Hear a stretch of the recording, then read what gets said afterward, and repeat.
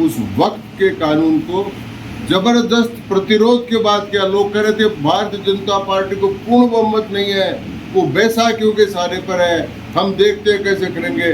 मोदी ने कर दिया। मोदी है तो मुमकिन। विश्व में सबसे ऊंचा ब्रिज चुनाव का मोदी ने बनाकर दिखा दिया और झंडा लेकर तिरंगा कंधे पर उस पर 1 किलोमीटर पैदल चलकर दिखा और पाकिस्तान को साफ कर दिया कि ये तिरंगा ही लहरा रहा है, ये तिरंगा ही लहराता है। भारत को एकजुट करने वाले सरदार वल्लभ भाई पटेल की स्टेच्यू ऑफ यूनिटी विश्व में सबसे बड़ी मूर्ति। फिर हैदराबाद के पास स्टेच्यू ऑफ इक्वलिटी रामानुजाचार्य की बैठी हुई विश्व की सबसे बड़ी मूर्ति। पहले विश्व में ओपेरा हाउस एक हुआ करता था ऑस्ट्रेलिया में, जो सबसे बड़ा था विश्व में बैठने का। अब भारत मंडपम दिल्ली में बना दिया, जो विश्व का सबसे बड़ा बैठकर देखने का अंतर्राष्ट्रीय कॉन्फ्रेंस के लिए स्थान है, वो भारत में है। ऐसा करके बहुत सी चीजें हैं जो भारत में टॉप पर चली गई। जीडीपी भी भारत की दुनिया में टॉप पर है। ये सब काम 11 वर्ष में मोदी जी ने किए हैं और भी सुधार किए हैं। उसका भी काम बढ़ाते जा रहे हैं और किसानों को ड्रोन के माध्यम से और महिला सशक्तिकरण के लिए जितने बड़े काम हुए हैं, अब आप कल्पना करेंगे, आपको मैं निमंत्रण करूंगा अगर आप लोग आएंगे तो एक बार अगर आप आकर भारत की नई संसद को देखें। जो पुराना संसद भवन हो उसको संविधान सदन का नाम दिया और नई संसद अगर आप देखेंगे तो आप जो ही प्रवेश करेंगे आपको सांस्कृतिक भारत का पहले वक्त बड़ा नक्शा दिखाएगा। उसके बाद 7 गैलरीज बनी है।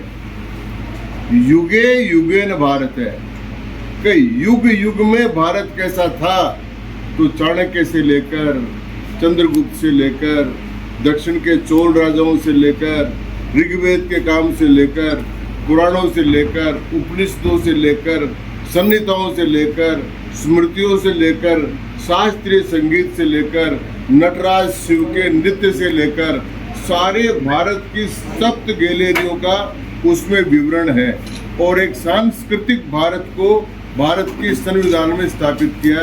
ये इतना बड़ा काम किया। ऐसे बहुत से काम, उदाहरण के लिए कुछ चीजों में भारत आज विश्व में सबसे बड़ा हो गया। चिनाब ब्रिज का भी आपने देखा, विश्व में सबसे ऊंचा ब्रिज चिनाब का मोदी ने बनाकर दिखा दिया और झंडा लेकर तिरंगा कंधे पर उस पर 1 किलोमीटर पैदल चलकर दिखा और पाकिस्तान को साफ कर दिया कि ये तिरंगा ही लहरा रहा है, ये तिरंगा ही लहराता है। इसके बाद में भारत को एकजुट करने वाले सरदार वल्लभ भाई पटेल की स्टेच्यू ऑफ यूनिटी विश्व में सबसे बड़ी मूर्ति। फिर हैदराबाद के पास स्टेच्यू ऑफ इक्वलिटी रामानुजाचार्य की बैठी हुई विश्व की सबसे बड़ी मूर्ति।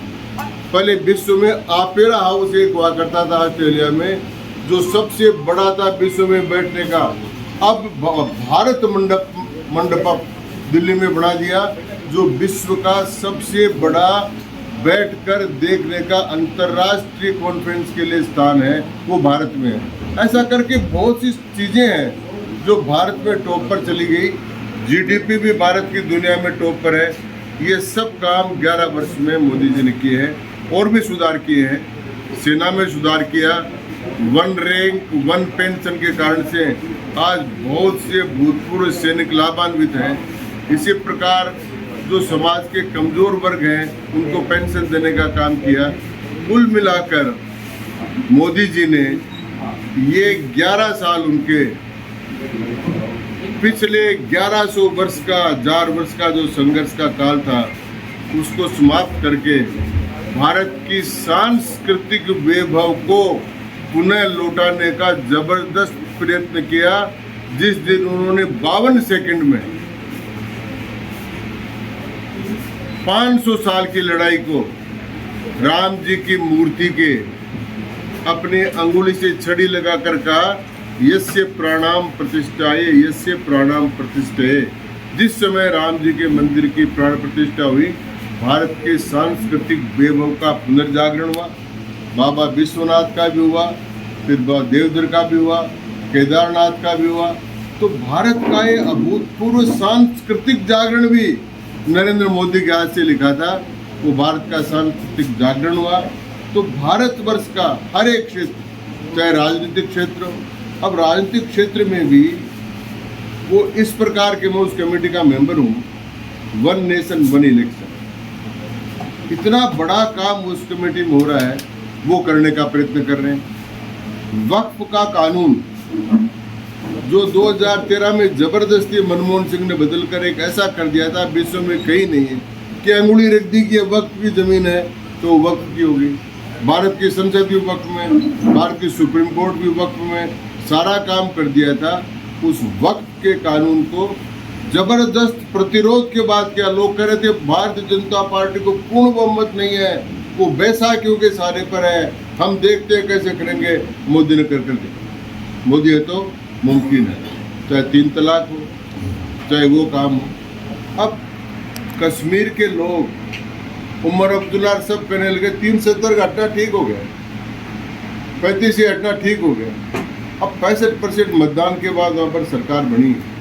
तो ये सारे अद्भुत काम, अविश्वसनीय काम, साहस के काम और अविस्मरणीय काम और भारत माता के प्रति समर्पित, एक शब्द में उनके लिए कह सकता हूँ, मैं व्यक्तिगत रूप से उनको जानता हूँ, कोई व्यक्तिगत महत्वाकांक्षा नहीं। इदम राष्ट्राय इदम न मम, ये सब कुछ राष्ट्र का है, मेरा कुछ नहीं है। इस बात को लेकर मोदी चल रहे हैं और ये 11 साल इसी बात के हैं। और मैं समझता हूँ कि कृतज्ञ राष्ट्र आज जो 11 साल मना रहा है, वो सब हम सबको ध्यान में है। और इस बात को हम लोकतंत्र के हित में और भारत के भविष्य के हित में हम आम आदमी तक पहुंचाना चाहते हैं। इसलिए आप जैसे बड़े लोगों को बुलाया ताकि आपकी कलम के माध्यम से ये काम और आगे तक चला जाए। इसलिए मैंने अपनी बात संक्षेप में रखी है।